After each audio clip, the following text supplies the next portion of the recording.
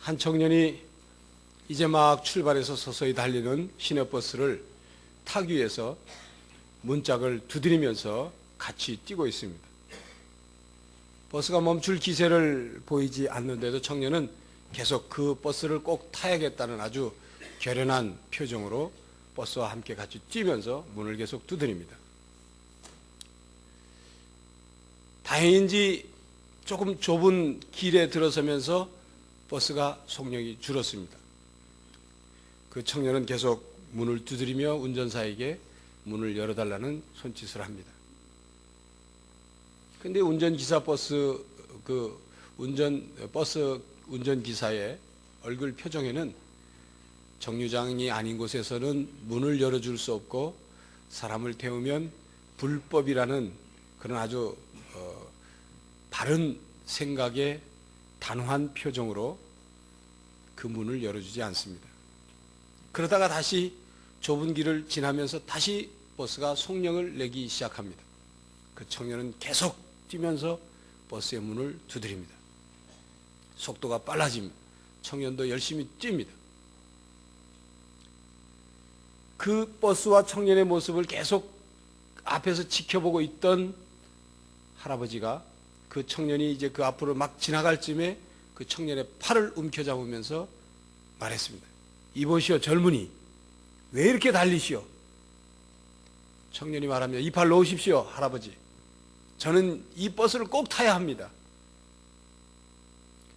너희는 그 청년의 팔을 놓아주면서 이렇게 말을 합니다. 여보게 젊은이, 그렇게 달리면 바로 뒤에 오는 버스와의 거리가 점점 멀어질 뿐이라네. 자네는 왜 뒤에 오는 버스를 앞서서 달리나? 교회 여러분, 가는 세월을 붙잡는다고 멈출 리가 없습니다. 그럼에도 불구하고 멀어져 가는 2004년도를 붙잡겠다고 한다면 그것은 어리석은 사람입니다. 과거에 집착하는 사람은 어리석은 사람입니다.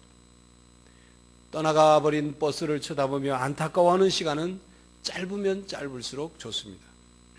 새롭게 달려오는 버스를 기다리는 것이 지혜로운 사람입니다. 오래된 격언이 있습니다. 돌아오지 않는 건 네 가지가 있는데 그 첫 번째는 내뱉은 말, 그것은 돌아오지 않습니다. 쏴놓은 화살, 그것도 돌아오지 않습니다. 지나간 시간, 그것도 돌아오지 않습니다. 무시해버린 기회, 그것도 돌아오지 않습니다. 그러나 가버린 그 시간, 놓쳐버린 그 기회는 다시 돌아오지 않지만 새로운 시간은 우리들에게 다시 온다는 것입니다. 새로운 기회는 또다시 우리에게 온다는 것입니다. 막차를 놓쳐버리지 않은 이상 버스는 또 오는 것입니다.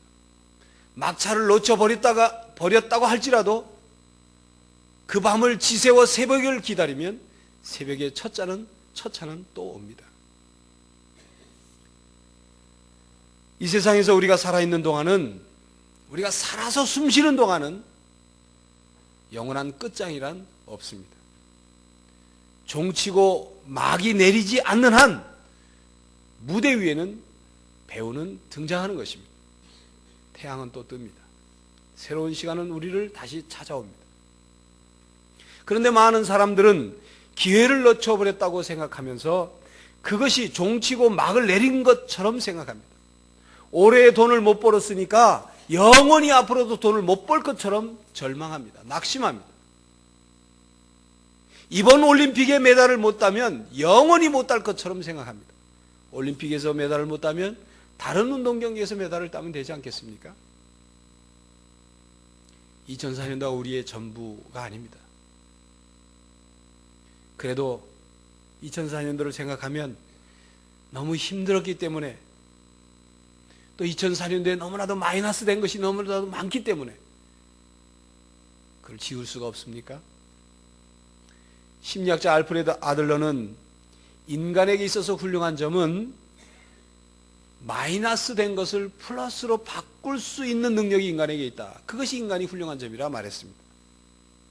마이너스를 마이너스로 끝내지 않고 마이너스를 플러스로 바꿀 수 있는 바로 그런 사람이 신앙인입니다. 왜냐하면 하나님이 그렇게 역사해 주시기 때문입니다. 오늘 새해 첫날 이 첫 시간에 하나님께서 마가복음 5장 35절에서 43절까지의 말씀을 우리에게 주셨습니다. 오늘 말씀의 앞 내용은 이런 내용입니다. 예수님께서 공생애를 사시면서 어느 지역에 가서 귀신을 쫓아내고 하나님 말씀을 가르치고 천국을 선포하고 많은 병자들을 고쳐주셨습니다. 그 소문을 듣고 많은 무리들이 몰려와서 예수님과 예수님 제자들은 그 무리에 밀리는 그거에 의해서 그저 밀려가는 그런 상황이었습니다. 그 밀리는 무리의 틈을 뚫고 회당장 야이로가 예수님께 청을 합니다. 자기 딸이 죽게 되었다. 와서 좀 어떻게 살려달라고, 병을 고쳐달라고 청을 넣습니다. 그런 무리들이 밀고 땡기고 청이 있는 그 사이에 12년 동안 혈류병을 앓던 여인이 상황을 파악해보니 그냥은 되지 않을 것 같고 예수님의 옷자락을 만집니다. 예수님의 옷자락을 만지면서 병이 낫게 됩니다. 그리고 12년 동안 혈류병을 앓던 여인과 예수님의 대화가 진행이 됩니다. 바로 그 사이에 회당장 야이로의 집에서 사람이 옵니다. 그러면서 말하기를 딸이 죽었다고. 여러분, 회당장 야이로의 마음이 어땠을까요? 예수님이 조금만 지체하지 않고 바로 청을 들어줬더라면 내 딸이 살 수 있었을 텐데 하는 원망, 아쉬움, 그런 것이 있지 않겠습니까? 저 12년 동안 혈류병을 앓던 저 여인이 예수님의 옷자락을 만져서 예수님이 그 여인과 대화를 하지 않고 지체하지 않고 갔더라면 우리 딸이 나을 수도 있었을 텐데, 죽지 않았을 텐데 하는 생각을 해봤을지 않을까요? 그러나 어쨌든 그 딸은 죽었습니다. 기대하고 한 가닥 희망을 걸었던 그 희망은 끊어졌습니다. 그 소식을 예수님이 들었습니다. 그리고 그 집으로 예수님께서 찾아가셨습니다. 예수님께서 찾아가신 그 소녀의 집, 회당장 야이로의 집, 그 집은 초상집이었습니다. 이미 12살 된 그의 딸이 죽었죠. 죽었기 때문에 장례 절차를 치르고 있었습니다. 사람들이 모여서 그 안타까움으로 심히 통곡을 하고 있었고, 초상집의 분위기는 더욱 슬픔만 같습니다. 이제 그 집은 희망을 바라보고 있는 집이 아니라 희망이 끊어진 절망의 집이 되었습니다. 기쁨이 사라진 집이 되었습니다. 슬프고 고통스러운 집이 되었습니다. 그 집에 주님께서 들어가셨습니다. 그리고 그 죽은 소녀의 손을 잡고 말씀하셨습니다. 달리다고. 소녀야, 내가 내게 말하노니 일어나라. 소녀가 일어났습니다. 죽은 소녀가 살아났습니다. 죽었던 인생이 다시 삶을 살 수 있는 그런 상황이 되었습니다. 소녀를 살려주신 주님은 생명의 주인이시며 생명을 살리기도 하시고 죽이기도 하시는 그런 분이십니다. 소녀에게 12년이라는 짧은 인생으로 끝날 삶이 아니라 죽었지만 그 소녀를 다시 살려주심으로 그에게 다시 살 수 있는 기회를 주신 주님인 것입니다. 첫째로 하나님은 우리에게 다시 기회를 주십니다. 우리 인생의 기회는 하나님이 주십니다. 하나님은 모든 것의 주인이시기 때문에 기회까지도 하나님이 우리에게 주십니다. 하나님은 모든 것을 주관하고 계시고 모든 것을 하나님의 뜻대로 운행하십니다. 모든 인생의 기회의 근원은 하나님이십니다. 어떤 사람은 자기에게 어떤 기회가 찾아오는가를 보려고 사주팔자를 보고 토정비결을 보고 관상이든 별자리 운세든 수상이든 심지어는 족상까지도 봅니다. 오늘 저녁 뉴스를 보니까 자기 소원을 빌기 위해서 어느 지역인지 했던 화면에 불을, 집단 같은 큰 나무 그를 쌓아놓고 불을 지르고 자기가 지른 불 위에다가 소원을 빕니다. 좋은 기회가 새해에 찾아오도록 그렇게 하는 거겠죠. 그러나 아닙니다. 우리 인생의 모든 기회는 하나님이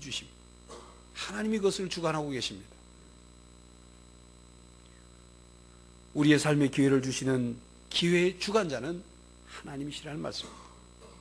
그러므로 하나님이 살아계시는 한, 하나님이 죽지 않고 하나님이 살아계시는 한, 그리고 이 땅에 우리가 살고 있는 한, 살아계신 하나님께서 우리에게 끊임없이 기회를 주시는 것입니다. 하나님께서 마음만 먹으면, 하나님이 계획만 하시면, 하나님이 허락만 하시면 우리에게 또다시 기회는 찾아오는 것입니다. 구약성경 사사기에 보면 이스라엘 백성이 나라가 태평스러울 때 하나님을 떠나죠. 하나님 멀리하고 우상 섬기고 죄짓고 떠납니다. 그러다가 하나님이 이방 민족을 들어서 이스라엘을 침략시키게 하죠. 이방 민족이 쳐들어오면 이스라엘이 이제 난리를 칩니다. 하나님께 울부짖고 난리를 칩니다. 그러면 하나님께서 그 이스라엘 백성들의 그 모습을 훤히 아시면서도 또 그들에게 기회를 주셔요. 사사를 일으켜서 이방 민족을 몰아내고 다시 나라를 회복시키고 평안케 하십니다. 그러다 또 이스라엘이 하나님을 떠나갑니다.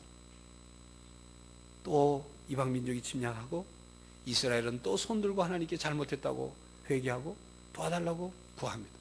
그럼 하나님이 또다시 기회를 주십니다. 하나님은 이렇게 기회를 주시는 하나님이십니다.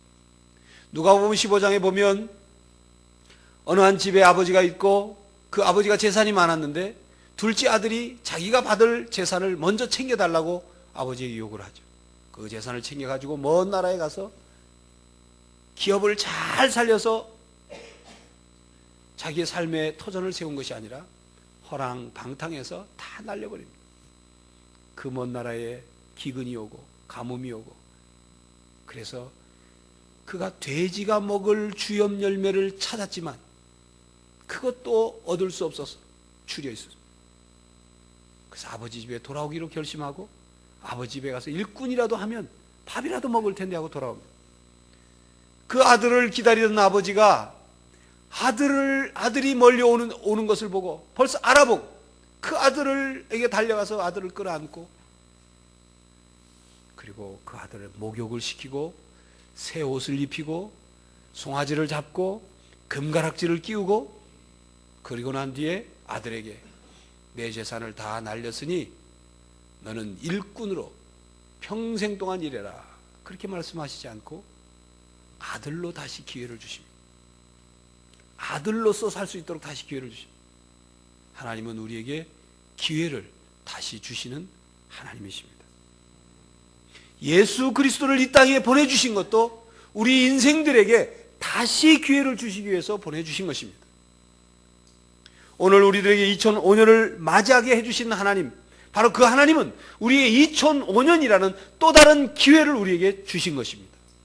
이 기회를 믿음으로 받아 누리는 여러분들이 되시기를 간절히 바랍니다. 둘째로 하나님은 우리를 회복시키시는 주님이십니다. 다른 제자들은 다 주님을 버리고 떠날지라도 나는 죽으면 죽었지, 죽을지언정 주님을 버리거나 떠나지 않겠습니다. 호언장담하던 베드로, 주님이 로마 군병에게 잡힐 때 다 제자들을 버리고 도망가고 베드로도 비겁하게 뒤따라가죠. 예수님이 대제사장 가야바 집에 뜰에 잡혀 계실 때 그 집에 스며들어가서 불을 쬐면서 예수님의 소식이 궁금해서 쳐다보고 있었을 때 사람들이 당신도 저 나사렛 예수를 따르던 사람이라고, 같이 다니던 사람이라고 3번 묻습니다. 베드로는 3번 부인합니다. 그리고 닭이 울었죠. 예수님께서 네가 닭이 울기 전 나를 3번 부인하리라 하신 말씀이 기억나서 예수님을 베드로가 쳐다봅니다. 예수님도 베드로를 쳐다봅니다. 예수님의 그 눈빛이 어떤 눈빛이었는지 성경에는 정확히 기록하고 있지 않지만 베드로는 압니다. 예수님이 십자가에 못 박혀 죽으신 사건 이후에 베드로는 슬럼프에 빠지기 시작합니다. 그래서 예수님의 부활 소식을 듣고 제일 먼저 빈 무덤에 가서 빈 무덤인 것을 확인했지만 그래도 그는 회복되지 않습니다. 그래서 예수님의 부활 소식을 듣고 난 뒤에도 다른 제자들을 이끌고 바다에 가서 고기를 잡으러 가죠. 밤새도록 고기를 잡아도 헛수고만 했습니다. 새벽에 예수님은 그곳에 서 계셨어요. 밤새도록 허탕친 제자들에게 말합니다. 배 오른편에 그물을 내리라. 내려서 그물을 끌어올리니 고기가 많이 잡혔어요. 주님이라는 소리를 듣고 베드로는 너무 놀래가지고 허둥지둥 허겁지겁 당황합니다. 이미 예수님께서는 밤새 고기를 잡지 못한 제자들을 위해서 불을 피워놓고 조반을 준비해 놓으셨습니다. 그리고 아침을 먹은 뒤에 예수님께서 베드로에게 묻습니다. 베드로야, 내가 날 사랑하느냐? 베드로야, 네가 날 사랑하느냐? 3번씩 묻습니다. 베드로는 대답합니다. 주님이 아시지 않습니까? 제가 주님을 사랑한다는 걸. 예수님께서는 베드로에게 다시 기회를 주신 것입니다. 예수님을 부인하고 슬럼프에 빠져있던 베드로에게 다시 찾아와서 기회를 주십니다. 그냥 기회를 주시는 것이 아니라 베드로를 회복시켜서 3번 부인했던 베드로에게 3번 사랑의 고백을 하게 하심으로 회복시켜서 기회를 주시는 것입니다. 여러분, 이런 복음성 아시죠? 갈릴리 바닷가에서 주님은 시몬에게 물으셨네.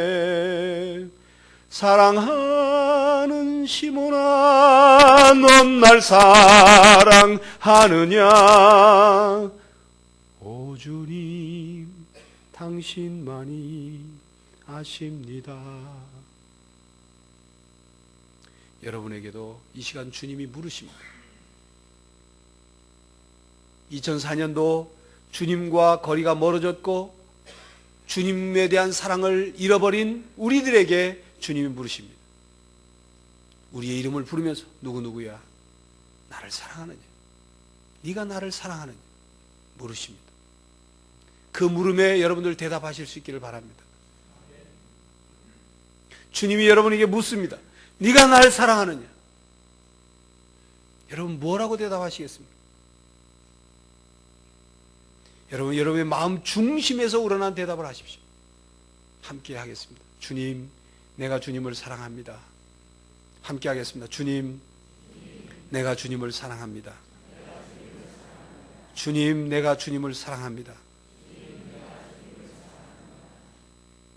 주님이 나를 사랑하신다는 것을 받아들일 때 우리는 회복됩니다. 주님이 사랑하신다는 사실을 믿음으로 받아들이고 우리가 그 주님을 사랑하는 것으로 반응을 할 때 주님과의 관계가 회복됩니다. 그동안 슬럼프에 빠졌고 영적인 침체에 빠졌고 그 어떤 문제가 있더라도 주님이 날 사랑하시고 내가 주님을 사랑하면 다 해결됩니다. 다 회복됩니다. 주님과의 관계가 회복되어 하나님께서 우리에게 다시 주신 이 기회를 하나님의 사랑의 힘으로, 주님의 사랑의 힘으로 그 기회를 만들어가고 승리해가는 여러분들이 되시기를 간절히 바랍니다.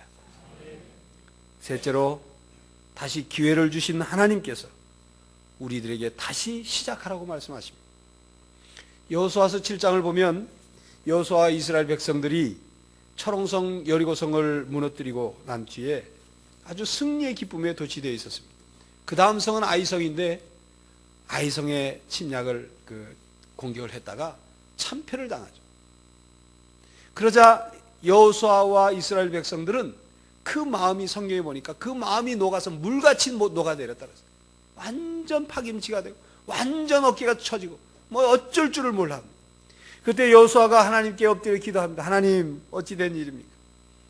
하나님, 어찌 된 옷을 찢으면서 땅에 엎드려서 기도하다가 이제는 탄식으로 변합니다. 어찌하시려고 이 백성을 이렇게 하십니까? 왜 우리에게 지게 합니까? 탄식합니다. 그때 하나님께서 여호수아에게 말씀합니다. 일어나라. 어찌하여 이렇게 엎드려 있느냐? 이스라엘 백성 중에 범죄한 자가 있어서 그 범죄를 해결하기 위해서 내가 이 일을 행했는데 너는 일어나서 백성들을 성결케 하고 그리고 내일을 기다리라. 일어나라. 왜 엎드려 있느냐? 하나님께서 여호수아와 이스라엘 백성들에게 다시 기회를 주셔서 아이성을 공격하게 하시고 그리고 승리하게 해주십니다. 하나님께서 여호수아에게 말씀하셨습니다. 일어나라. 백성들을 성결케 하라. 다시 아이성을 공격해라. 다시 시작해라. 다시 기회를 주니 이번에는 잘하라. 이번에는 새 출발하는 그 마음으로 이번에는 잘해야 한다. 오늘 말씀에도 죽은 소녀에게 예수님께서 말씀하셨습니다. 일어나라. 소녀야, 내가 네게 말하노니 일어나라. 소녀는 일어났습니다. 살아났습니다. 교회 여러분, 절망 가운데 있었고 기쁨을 잃어버렸고 슬픔과 괴로움 속에 있었던 그 야이로의 집에 일어나라고 명령하신 그 주님이 오늘 절망과 또 기쁨을 잃어버리고 고통과 슬픔 가운데 있는, 축 처져 있는 우리들에게 말씀하십니다. 일어나라고 말합니다. 교회 여러분, 다시 살아난 그 소녀가 자신의 삶을 어떻게 살았을까요? 나는 죽었다가 살아났으니까 살아난 내 인생 대충 살지, 그렇게 살았겠습니까? 우리가 쉽게 생각해도 절대로 그렇게 살지 않았을 것입니다. 죽었다가 다시 살아난 사람이 어떻게 그렇게 살 수 있겠습니까? 어떻게 자신의 삶을 함부로 살겠습니까? 여러분, 우리가 덤이라는 얘기하죠. 어떤 분이 병으로 혹은 암이나 이런 죽을 병으로 죽을 지경에 처했다가 그 병이 낫게 돼서 살게 되면 그렇게 말합니다. 내 인생은 덤으로 산다. 그런 말을 하죠. 덤으로 산다. 그런데 여러분, 요즘에 제 마음속에는 그런 생각이 듭니다. 죽을 병에 들어서 다시 살아난, 건강을 회복한 사람만 덤이 아니고 아무 일 없어도 오늘 내가 이렇게 살아가고 있는 것이 덤 인생이다 하는 생각을 하게 됩니다. 여러분, 아시다시피 동서남아시아의 지진과 해일로 인해서 엄청난 수가 죽었을 거라고 추측하죠. 50만 명 가까이. 50만 명. 그 장면을 그 방송에서 보여주는 거 보니까 나는 그 지진과 해일이 떨어진 이곳에 살았으니까 그냥 살아있는 거지, 살아있는 게 아니에요. 그 이후에 그 지질학자들을 얘기하면 앞으로 몇 개월이 있을지, 몇 개월 후에 있을지, 얼마 기간이 지난 뒤에 있을지 모르는 여진이 또 있더래요. 여진이. 또 이어서 하는 말이, 지금 이 근간에 기상이변이 많이 일어나고 있는데 앞으로는 이 기상이변이 이변이 아니고 일상적인 것이 될 거라는 얘기를 합니다. 지질학자들의 얘기, 과학자들이. 일상적인 것. 일상적인 건 뭐냐면 수시로 지진이 일어나고 수시로 폭염, 폭설, 무슨 폭풍, 태풍 이런 이 기상 이변이 아니라 그냥 자주 있는 일이 된단 말이에요. 자주. 여러분, 우리가 2005년 새해를 맞이하는, 이렇게 살아있다는 것, 내가 건강하기 때문에 내 목숨이 아주 질기기 때문에 살아있는 게 아니고 덤으로 사는 거예요. 사실 덤으로 사는 겁니다. 하나님 우리에게 덤으로 오늘도 하루 살아라, 2005년도 한 해도 살아라, 덤으로 주셨기에 사는 겁니다. 새해를 시작하면서 교회 여러분, 새해가 걱정부터 앞섭니까? 불안합니까? 한숨만 나옵니까? 아니면 두렵습니까? 아니면 절망스럽습니까? 하나님께서 우리에게 다시 기회를 주신 이 새해를 눈을 크게 뜨고 믿음으로 이 새해를 바라봐야 할 것입니다. 유대인들 가정에서 가르치는 말 중에 이런 말이 있다고 해요. 이스라엘 백성들은 골리앗을 보고 싸우기에 너무 크다고 말했고 다윗은 쓰러뜨리기에 너무 크다고 생각했다. 무슨 말이냐면 이스라엘 그 골리앗을 만난 이스라엘 군대, 이스라엘 백성들은 그 골리앗을 쓰러뜨리기에는 골리앗이 너무 커서 우리 못 쓰러뜨린다 이거예요. 못 쓰러뜨린다. 그렇게 생각했지만 다윗은 골리앗을 보고 내가 물맷돌을 던져서 쓰러뜨리기에는 너무나도 표적이 크니까 너무나도 쉽다고 봤다는 거죠. 여러분, 2005년도는 2004년처럼 또 어려운 해가 될지 모른다는 생각으로 두려워하지 마십시오. 믿음을 가지십시오. 긍정적인 생각을 하십시오. 여러분, 2005년도는 다윗이 골리앗을 본 것처럼 쓰러뜨리기 좋은 상대인 것입니다. 여러분, 승리할 수 있는 날이 356일이나 있습니다. 좋은 일이 일어날 수 있는 날이 356일이나 있어요. 다시 우리 자신을 회복하고 다시 시작할 수 있는 날이 365번이나 있을 수 있어요. 교회 여러분, 우리들이 2005년이라는 새로운 기회를 주신 하나님께서 우리와 함께 하실 것입니다. 하나님께서 우리에게 믿음을 주실 것입니다. 우리들에게 다시 기회를 주신 하나님께서 능력도 함께 주실 것입니다. 주님께 붙어 있으십시오. 너희가 나를 떠나서는 아무것도 할 수 없다 말씀하셨습니다. 주님께 붙어 있으십시오. 하나님만 바라보십시오. 하나님께로 구원이 나오고 하나님께로부터 기회가 오고 하나님께로부터 모든 복이 온다는 사실을 믿고 하나님만 바라보십시오. 하나님께로부터 승리가 옵니다. 에베네셀 하나님, 여기까지 우리를 도우신 하나님이 우리를 도우실 것입니다. 임마누엘의 하나님, 우리와 늘 함께 하시는 하나님이 우리를 도우실 것입니다. 여호와 이레 하나님, 우리의 삶을 미리 예비해 놓으신 하나님이 우리의 미래를 예비해 놓으셨습니다. 여호와 니시 하나님, 승리 하나님께서 우리를 승리하게 하여 주실 것입니다. 여호와 샬롬, 우리를 평강으로 이끄시는 하나님이 우리를 평강할 수 있도록 해 주실 것입니다. 할렐루야. 하나님을 찬양합시다. 우리를 이기게 하시고 2005년도를 다시 허락해 주셔서 승리하게 하실 하나님을 찬양합시다. 그런 믿음으로 한 해를 시작하는 여러분들이 되시기를 간절히 바랍니다. 기도하겠습니다. 하나님, 2005년이라는 기회를 다시 우리에게 허락해 주시고 우리를 회복시키시며 우리들 하여금 다시 일어나서 다시 새롭게 시작하라고 말씀하시는 주님, 믿음의 눈을 떠서 이 땅을 바라보게 하시고 믿음의 눈을 떠서 2005년을 바라보게 하시고 믿음을 품고 우리들에게 주어진 삶을 승리로 만들어가는 성도들이 되게 하여 주시옵소서. 예수 그리스도의 이름으로 기도하옵나이다. 아멘.